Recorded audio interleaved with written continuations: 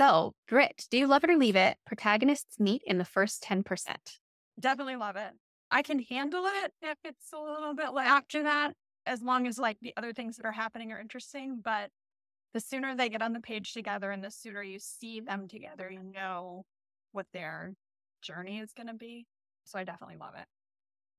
All right. Love it or leave it? Dual point of view narration.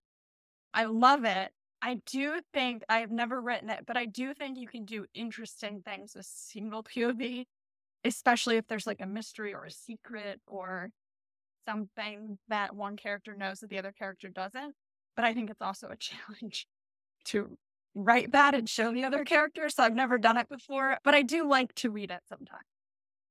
Yeah, it changes the story because then it's really one character's growth journey and the other character is a part of their journey Right. as opposed to having to write two characters' growth journeys. Yes. So, love it or leave it, third person past tense.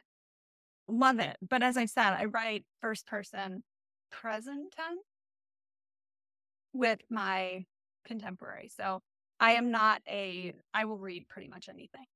hmm Do you feel that it's different? I think you said it's a little different writing first person versus person. Yes.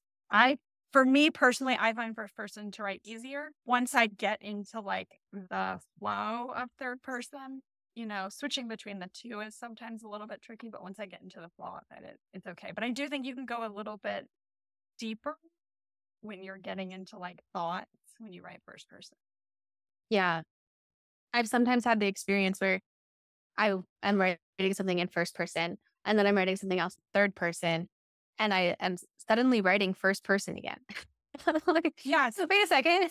Yes. Shouldn't I know? Like, shouldn't I not be this sloppy? I do the same thing. And then it's like a couple paragraphs or like half of a page. And then sometimes I go back to the third person. I'm like, wow, I must have just really like been kind of deep into thought with it. And just my point of view became the point of view. Yeah. All right. Love it or leave it. Third act breakup or dark moment. I love it. I particularly love it when it's like something else when it's an external conflict and that they sort of have to overcome to make it work. Yeah. All right. Love it or leave it. Always end with an epilogue. Love it. I could read like bonus chapters of characters I love forever. Wow. That's also why I love series, right? And that's what historicals do so well is revisiting old characters in future books. The best. Yeah, absolutely. Love it or leave it. Share research in the author's note.